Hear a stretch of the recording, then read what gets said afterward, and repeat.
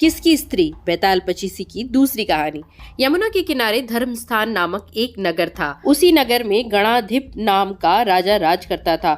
उसी में केशव नाम का एक ब्राह्मण भी रहता था। ब्राह्मण यमुना के तीर पर जप तप किया करता था। उसके एक लड़की थी जिसका नाम मालती था। वह बड़ी रूपवती थी। जब वह ब्याह के योग हुई तो उसके माता पिता और भाई को चिंता हुई। संयोग से एक दिन जब ब्राह्मण अपने किसी यजमान की बारात में गया था और भाई पढ़ने गया था, तभी उनके घर में एक ब्राह्मण का लड़का आया।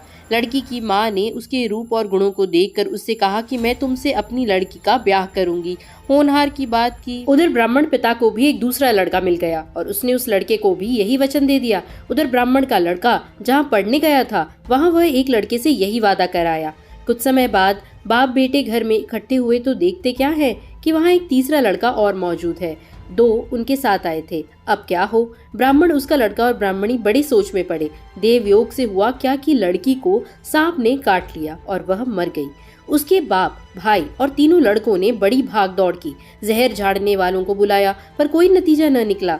सब अपनी अपनी करके चले गए। दुखी होकर वे उस लड़की को शमशान में ले गए और क्रियाकर्म कराए।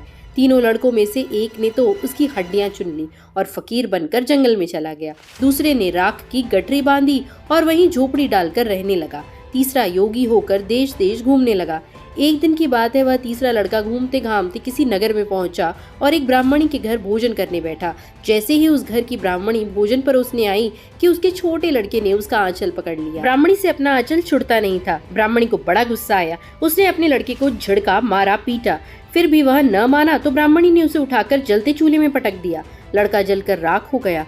ब्राह्मण बिना भोजन किए ही उठ खड़ा हुआ। घर वालों ने बहु तेरा कहा पर वह भोजन करने के लिए राजी न हुआ। उसने कहा, जिस घर में ऐसी राक्षसी हो उसमें मैं भोजन नहीं कर सकता। इतना सुनकर वह आदमी भीतर गया और संजीवनी विद्या की पोथी लाकर एक मंत्र पढ़ा।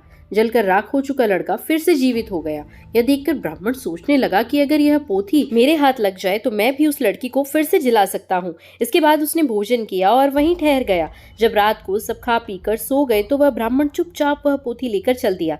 जिस स्थान पर उस लड़की को जलाया गया था वहां जाकर उसने देखा कि दूसरे लड़के वहां बैठे बात कर रहे हैं। इस ब्राह्मण के यह कहने पर कि उसे संजीवनी विद्या की पोथी मिल गई है और वह मंत्र पढ़कर लड़की को जला सकता है, उन दोनों ने हड्डियां और राख निकाली। ब्राह्मण ने जैसे ही मंत्र पढ़ा वह लड़की जी उठी।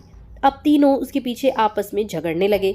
इतना कहकर बैताल बोला, राजा बतलाओ कि वह लड़की किसकी स्त्री होनी चाहिए। राजा ने जवाब दिया, जो वहाँ कुटिया बनाकर रहा उसकी। बैताल ने पूछा, क्यों? राजा बोला, जिसने हड्डियां रखी वो तो उसके बेटे के बराबर हुआ। जिसने विद्या सीख कर जीवन दान दिया वह बाप के बराबर हुआ। जो राख लेकर रमा रहा वही उसकी हकदार है।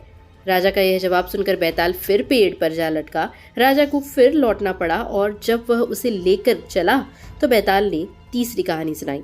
तीसरी कहानी सुनिए अगले भाग में। कहानी पसंद आए तो लाइक शेयर सब्सक्राइब जरूर करिएगा और ऐसी ढेरों पारिवारिक सुविचार और अलग अलग तरह की कहानियों के लिए जरूर से लाइक शेयर और सब्सक्राइब करें। Thank you for listening.